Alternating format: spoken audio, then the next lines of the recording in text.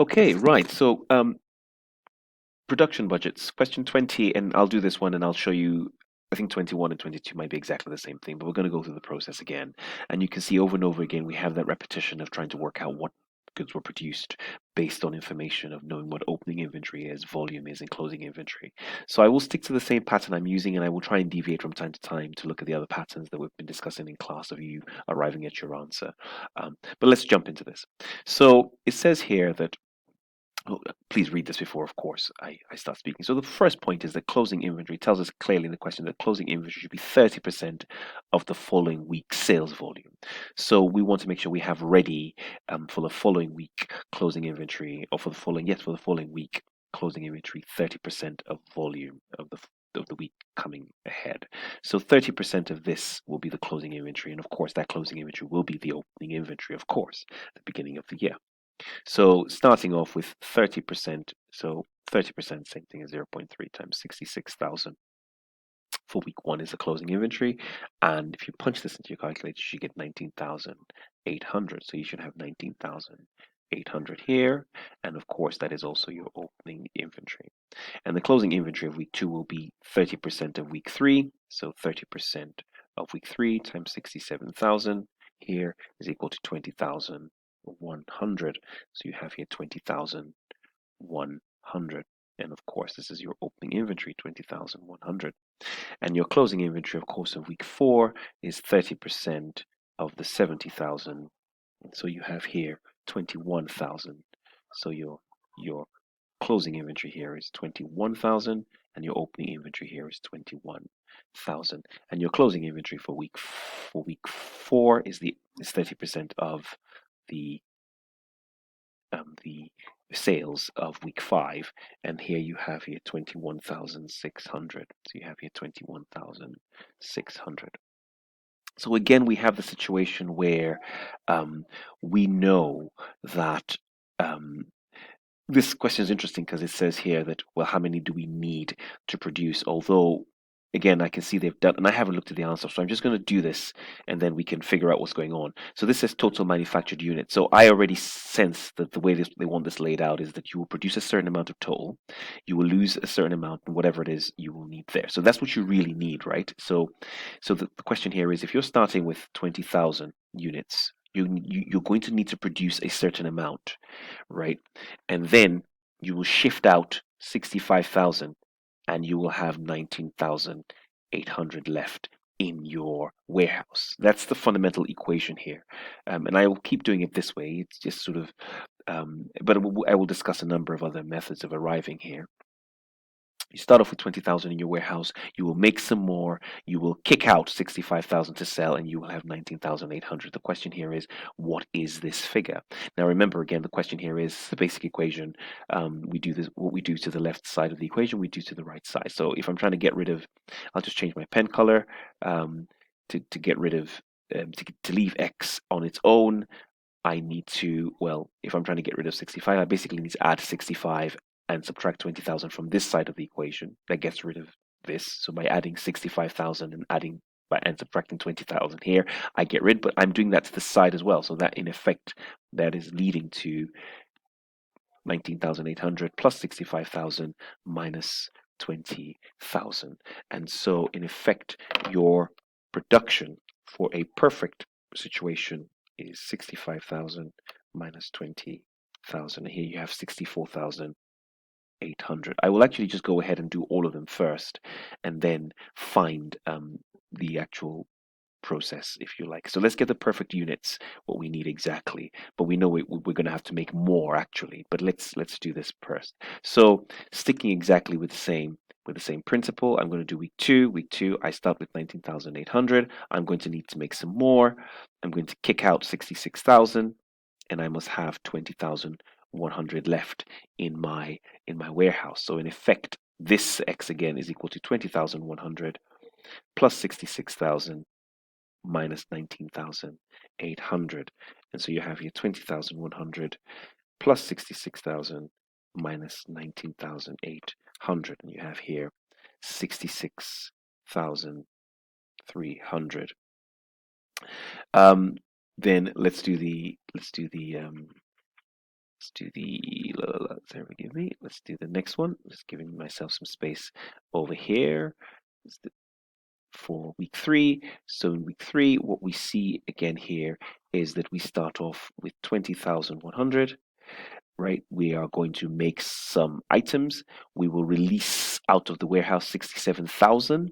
Right, I start the week with this. I make some more. I kick these out, and I will have 21,000 left in the warehouse. So the question here is, what did I make? So I must have made 21,000 plus 67,000 minus 20,100. So 21,000 plus 67,000 minus 20,100 gives me 67,900. And then finally, I have 21,000 plus what I make, kick out 70,000, and I have 21,600 left in the warehouse. So what did I make? Well, I must have made 21,600 plus 70,000 minus 21,000. And I have 70,600. Right, so what is it saying? It's saying that 3% of production fails these control checks. I'm going to have to make a certain amount. Let me just get rid of it. I'm going to end up making, this is recorded anyway, so it doesn't really matter if I'm erasing these, because you can just press the recording. What it's telling me is that what I'm getting, the good output, is 97% of production. That's the best way I think of looking at it. What I'm getting out, the good production, is 97% of production, because I lose 3% of production. So that production you're looking at there is the equivalent of 97% of production. So the question here is, well, what is 100%? What is 100%, right? So if 97% is equal to, yes, if 97% is equal to, for example here, if 97% is equal to, let's take the first one, 64,800, well then 100% must be equal to 64,800 divided by 97 times 100, or just by 0.97 really is enough. So 64,800 divided by 0.97 will give you exactly the same thing. So 64,800 divided by 0.97 is equal to 66. So you must have made 66804. Let's just do all these total manufactured units first. I'll do exactly the same thing here. So I'm literally just dividing everything here by 0.97. So 66,300 divided by 0.97 gives me 68. I will round up as well. 68351. 67, I believe this is 67,900. My writing is terrible. 67,900 divided by 0.97 gives me 70,000. Yes, that must have been, it's a nice number, 70,000. And finally, 70,600 divided by 0.97 is equal to 72784. 72784. So if this is what I manufactured and this is what was good, the rejected, of course, is the difference, right? So the so the rejected production must be 66,804 minus 64,800. 66,804 minus 64,800, and that's 2004. I'll just change my pen color to write this one in. And let's just go for black here. So we have 2004, and then the next one here is 68,351 minus 66,300. 68,351 minus 66,300, and here you have 2,051, and here you have 70,000 minus 67,900, and you have 2,100, and here you have 72,784 minus 70,600, and you have 2,184. So that's how you go about doing question 20. I'm just going to try, because I always have to get my head round the different discussions we've had in class because naturally this layout works for me in finding this.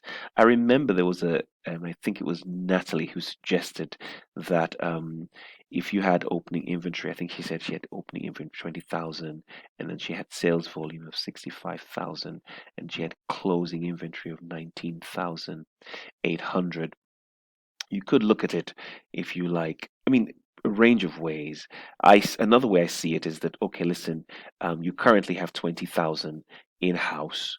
Um, how many do you need to get to your current sales volume? So you would say, well, Oyen, I would need 45,000, right? That's one way. So I'm getting there. So you're going to have to produce 45,000, but you also need to produce an extra amount for to keep as closing inventory, and that's your closing inventory. So that's 19,800. So you add these two together, you get 64,800. That's the other way I see it.